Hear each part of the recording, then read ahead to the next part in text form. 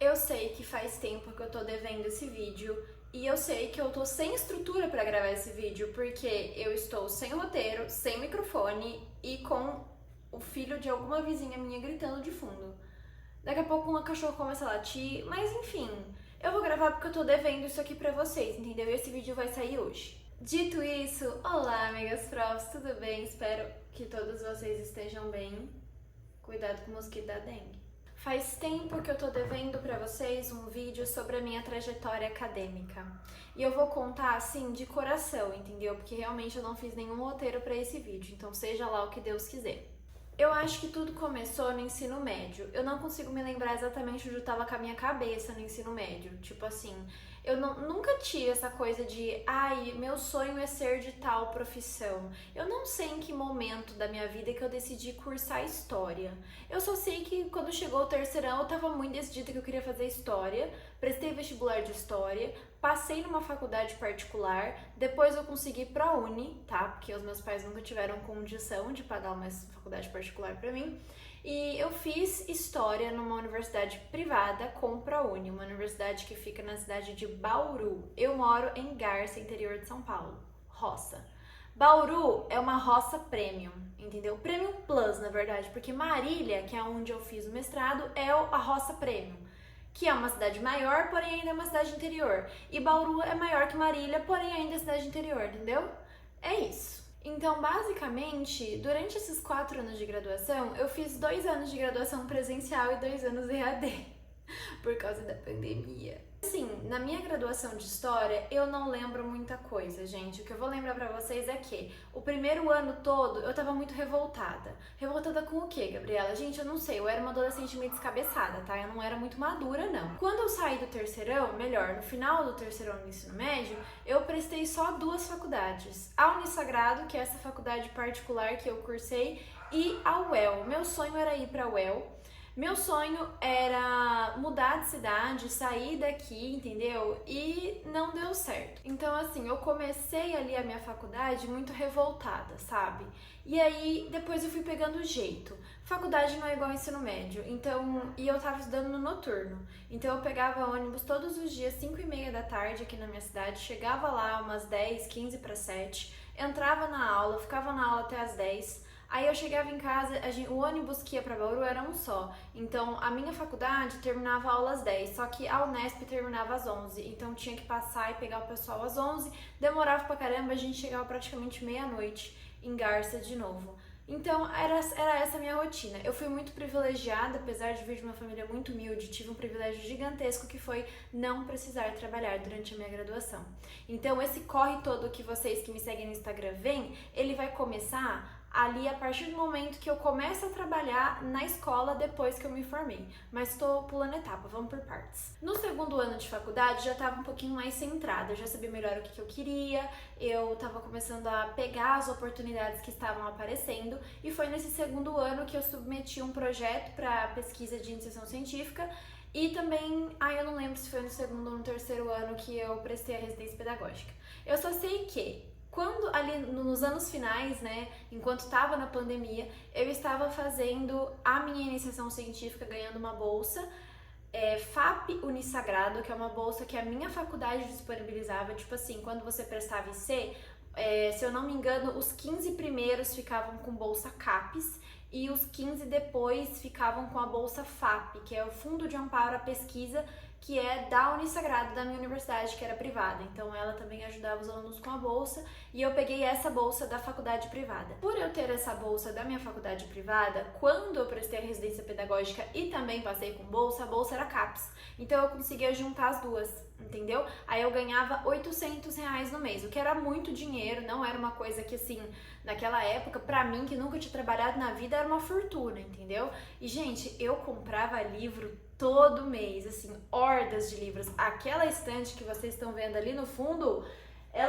metade dela foi durante essa época, tá? Foi a época de ouro da Gabriela Leitora, eu lia muito. Até porque a única coisa que eu fazia naquela época era estudar, entendeu? Então eu tinha tempo para os meus hobbies. A minha residência pedagógica foi sim feita de forma online. A gente tinha que entrar ali no Teams, se eu não me engano, os meus estágios todos foram assim. Então, direto vocês vêm perguntar pra mim: ai, Gabi, como que foi o seu estágio? Explica melhor. Gente, eu fiz todos os meus estágios na pandemia.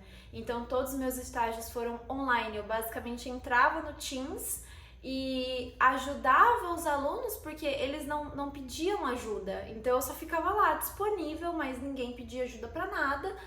E eu só fazia relatório depois. O que aconteceu? Eu me formei em 2021, dezembro de 2021, foi ali onde a gente se forma, né? 2021 último ano, 2022 formatura. Ok, eu tive muita sorte, tá? Pra pegar aula. Esse vídeo não vai ser sobre minha trajetória pedagógica, tá? Eu quero chegar na parte do mestrado, mas eu vou passar um pouquinho por essa parte pedagógica.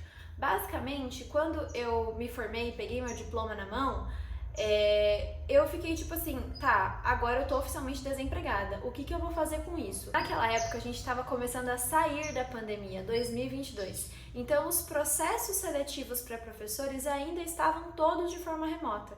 Então, uma amiga minha já estava começando a dar aula no estado e ela ajudou a mim e outros amigos meus a fazerem uma inscrição no Banco de Talentos do governo do estado de São Paulo para professor categoria O, que naquela época eu não fazia a menor ideia do que era.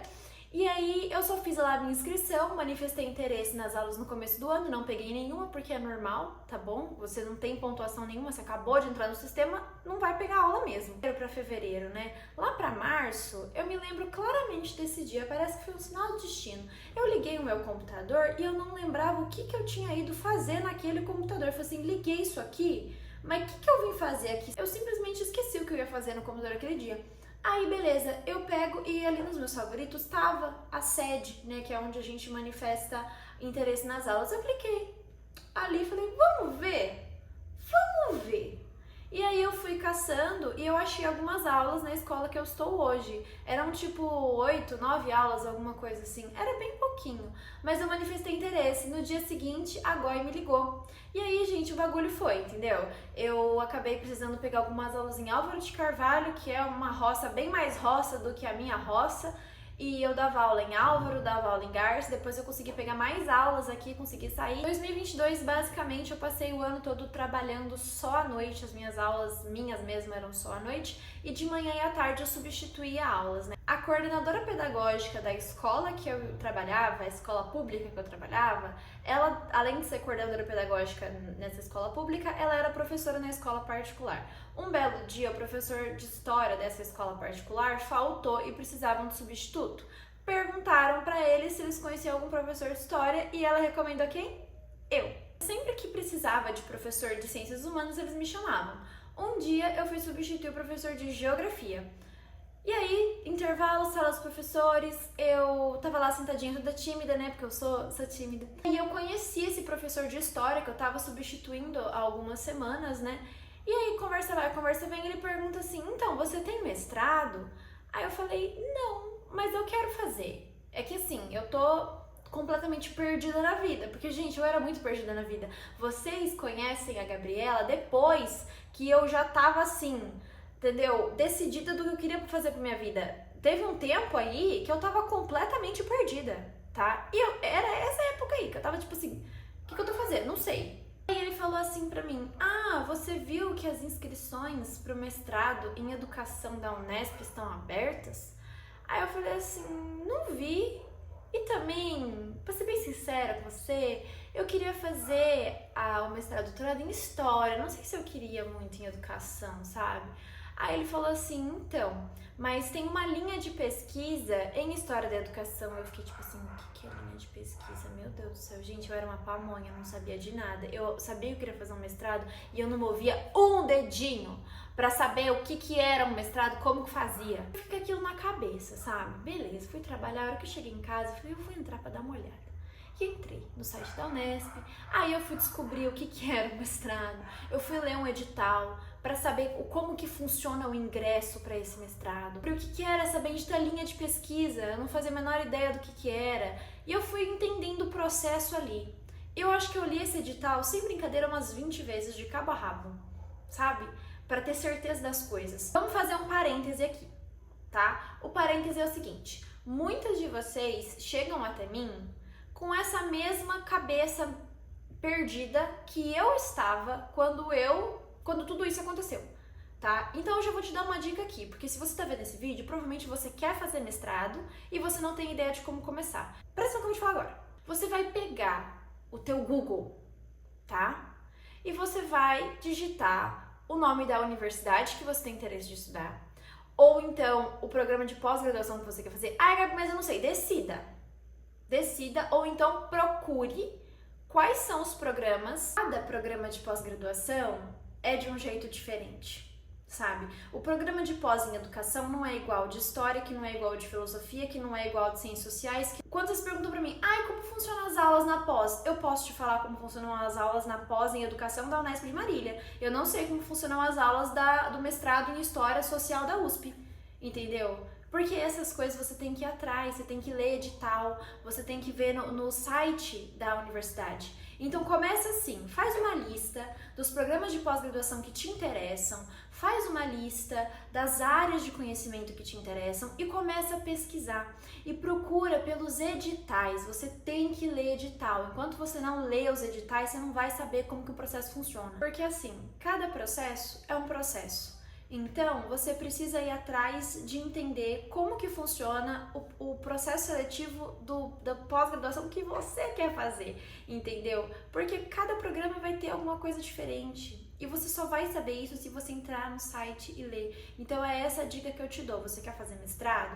Primeiro, faz uma lista dos programas de pós que você quer fazer. Eu quero ir para tal faculdade. Ou então, eu quero fazer em tal área. Lembra que vou te falar o que é preferível, não é uma regra, mas é preferível que você faça mestrado e doutorado na mesma área, tá? E que essa área se relacione com a sua graduação. Não é obrigatório, tá bom? Eu tô falando aqui para pessoas que querem prestar concurso. Por exemplo, para você prestar um concurso de professor de alguma universidade federal, muitas vezes, tá bom? Gente, tô falando de forma geral, eu sei que existem exceções, tá? Mas muitas vezes o edital vai te pedir que, para você dar aula no curso de pedagogia, você precisa ter uma graduação em pedagogia, um mestrado em educação e um doutorado em educação. Para você dar aula no curso de história, você precisa ter graduação, mestrado, doutorado em história.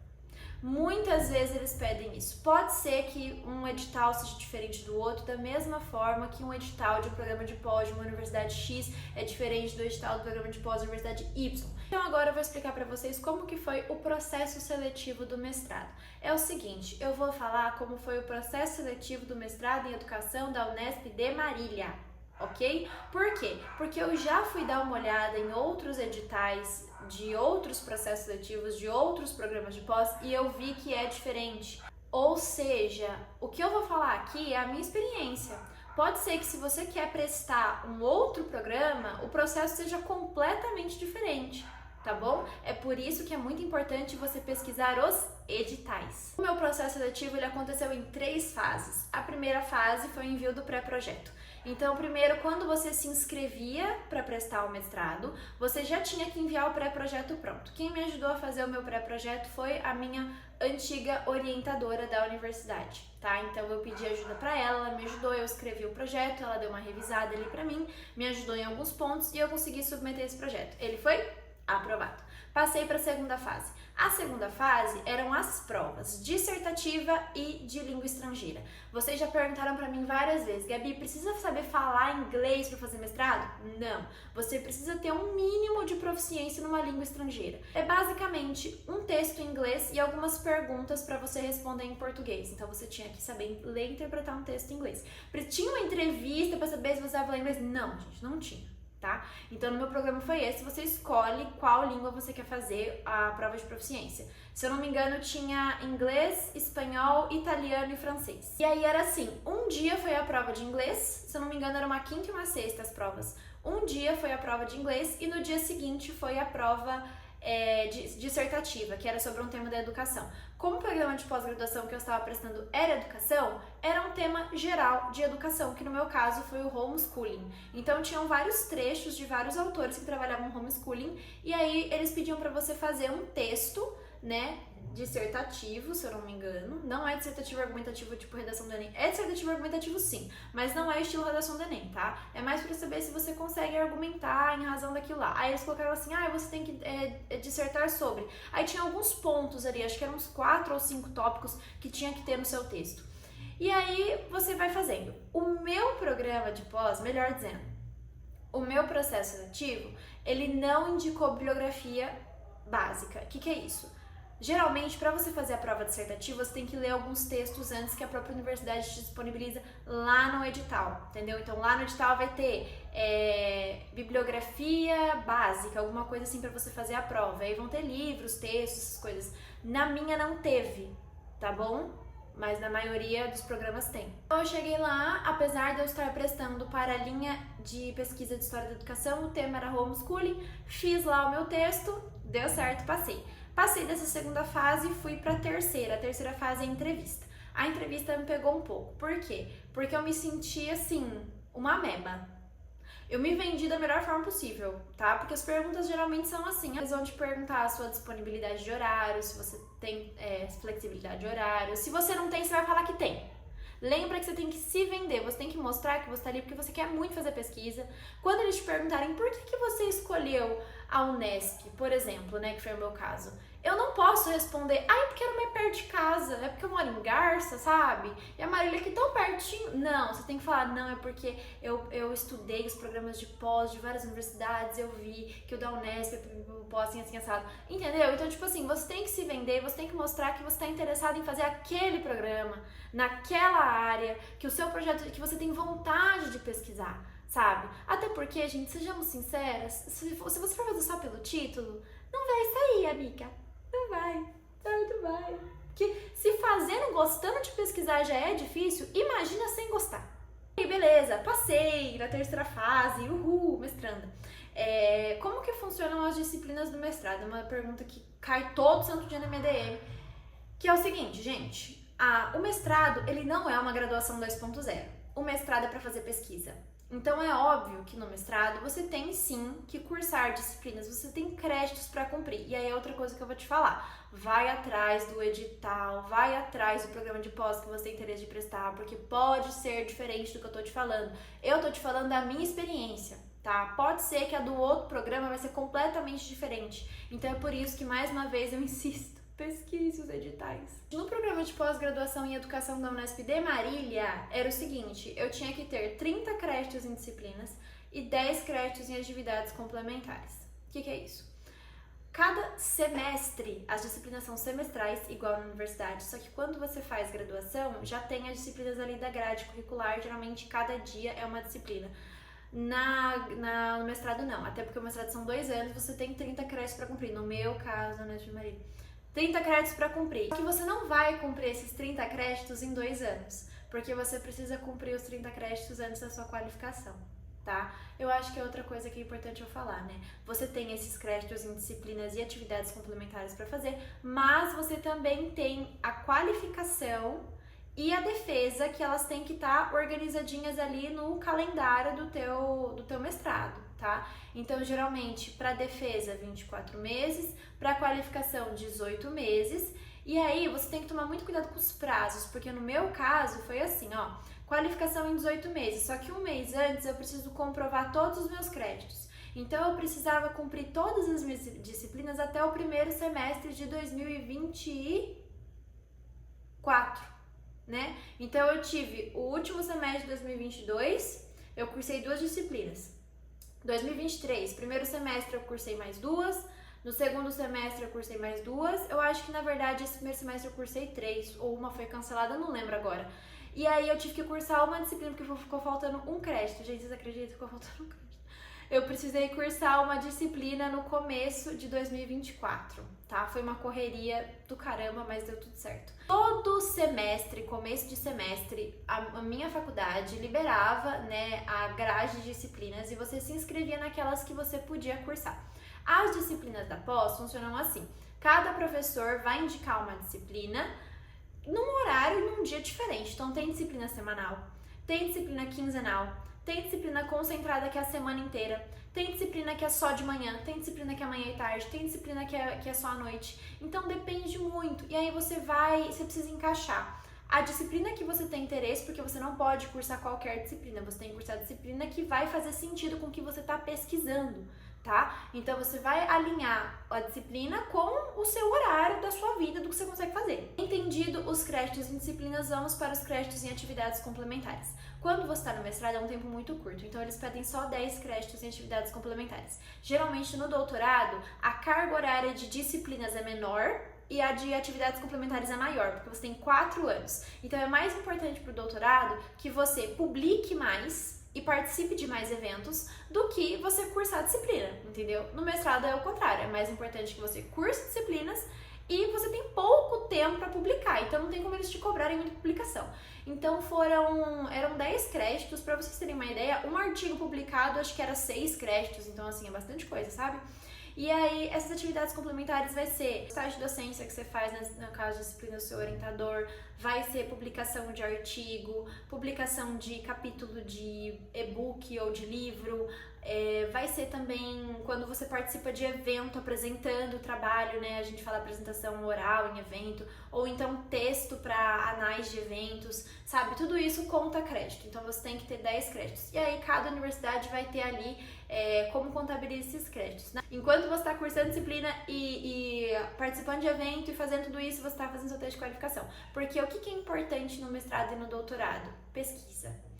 O mais importante é a pesquisa. Então, durante todo esse tempo, você está fazendo textos. No meu caso, esqueci até de falar, no meu programa de pós, novamente, no meu programa de pós, pode ser que o outro seja diferente. A gente tinha seminário de pesquisa para fazer. O que é isso? No primeiro ano do mestrado, lá para agosto, setembro, você tinha que apresentar o seu projeto de pesquisa pronto, finalizado, com uma banca, como se fosse uma defesa, assim, né? Só que é do projeto de pesquisa, para ver se dá para continuar, para você receber orientações dos professores e tal. Então eu fiz isso, acho que foi setembro de 2023. Aí depois, em setembro de 2024, eu qualifiquei. Então, assim, aqui você vai receber orientações dos professores da pós, né, do que fazer. Aí você, junto com o seu orientador, vai alinhar o que dá pra fazer e o que não dá. E vai fazer o texto de qualificação. O texto de qualificação é como se ele fosse o quase texto final de dissertação, né? É uma quase dissertação. Porque, assim, o texto de qualificação, ele pode mudar. Então, é o que você já conseguiu fazer até o momento, só que você vai receber mais indicações, sabe? Tomar mais rumos, fazer cortes. Então, você apresenta o seu texto para falar assim, ó, isso aqui é o que eu fiz até agora. Vocês acham que tá bom? O que a gente pode melhorar? Então, foi em setembro, você tem acho que mais 6 meses para você terminar o seu texto final de dissertação, né? E defender em 24 meses, que no meu caso foi agora em março. Vamos fazer um checklist aqui então. Primeira coisa que você vai fazer é pesquisar os programas de pós que você tem interesse e ler os editais. Quais que são as etapas do processo seletivo para entrar, tá? No meu caso, lembrando que o seu pode ser diferente dependendo do programa de pós que você está prestando. Pré-projeto, provas dissertativas de língua estrangeira e prova dissertativa da área e a entrevista. Passou? Passou. Uhul, passei.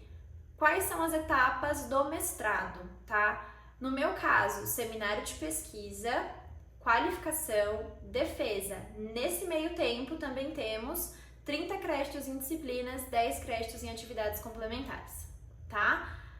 Terminou tudo, defendemos. Agora, um ponto muito interessante que vocês perguntam bastante e eu já respondi algumas vezes e vou deixar aqui nesse vídeo também. Gabi, você teve bolsa? Não. Vou explicar por quê.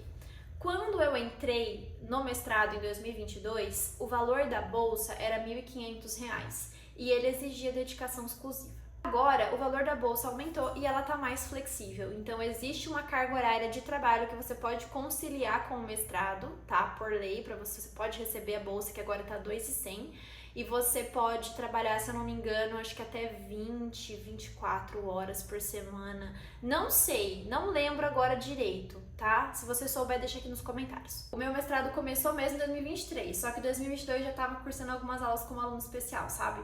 Em 2023, eu já tava com 32 aulas na escola. Eu tava ganhando muito bem, tipo, bem mais do que a bolsa. Então não compensava pra mim largar o trabalho, que eu tava ganhando 4 vezes mais que a bolsa, pra ganhar R$ 1.500, entendeu? Então eu não fui atrás de conseguir bolsa. Foi uma boa escolha?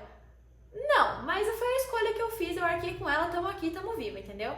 Eu entendo sim que eu não ter largado o trabalho pra focar no mestrado prejudicou um pouco o meu mestrado, porque eu perdi muitas oportunidades, muitas mesmo, tá? A oportunidade estava aqui na minha mão e eu perdi, tá? Por conta do trabalho.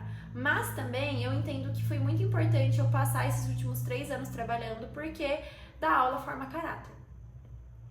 Pois é. Mas eu entendo que ter permanecido na escola nesses últimos 3 anos foi essencial para me formar como profissional, como professora, e também, gente, moldou muito o meu caráter, viu? Muito mesmo. Então, assim, não me arrependo da minha escolha. Apesar de eu ter perdido muita coisa no mestrado, eu não me arrependo da minha escolha. Foi uma sobrecarga? Com certeza. Foi difícil? Muito. Mas, estamos viva, passamos, estamos aqui. Então, assim, se você tem uma boa base, se você ainda mora com os seus pais ou você mora com alguém que consegue te manter ali por esses 2 anos pra você fazer só o mestrado, faça, tá? Faça, porque é muito importante que você viva o mestrado, que você realmente aproveite todas as oportunidades que ele te oferece. Eu escolhi fazer o mestrado sem bolsa, mas já falei pra vocês e vou repetir, o doutorado eu com certeza vou fazer com bolsa. Eu não quero passar 4 anos estudando e trabalhando. Gente, não é saudável, tá bom? Pelo menos não na carga horária de trabalho que eu tinha. Não é legal, ok? Agora, como você tem ali uma lei que te permite trabalhar tantas horas, ainda mais pra gente que é da área da educação, né? Então trabalha, sabe? Tipo, pega a bolsa, pega ali um meio período pra você conseguir conciliar, as coisas não ficar tão maluca. Mas, assim, fazer o que eu fiz, não faria de novo, tá? Se eu tivesse outra oportunidade, faria diferente. Me arrependo do que eu fiz? Não. Não, porque entendo que foi necessário, tá? Mas, enfim, é isso. Eu espero que com esse vídeo eu tenha sanado algumas dúvidas de vocês sobre o processo de mestrado. Caso não, deixa aqui nos comentários que depois eu posso pegar alguns comentários e fazer um vídeo só respondendo vocês em relação ao mestrado, tá? Mas basicamente é isso, gente. Tô aí, tô mestra, acabei de perceber que eu gravei esse vídeo todo sem o meu anel de mestrado. Mas tudo bem, eu vou pegar ele pra vocês, peraí. Que lindo! Bom, gente, anel de mestrado é uma coisa que eu inventei na minha cabeça, tá? Que eu sei que vocês vão perguntar. Eu não tive anel de formatura, então eu fui atrás de um anel de mestrado e a cor dele azul é a cor do programa de pós-graduação em educação da Unesp. No caso, o logo da Unesp é esse azul clarinho, por isso que eu peguei dessa cor, tá? Mas é isso, gente. Eu espero que vocês tenham gostado do vídeo. Qualquer dúvida vocês podem deixar aí nos comentários. E é isso. Um beijo pra vocês.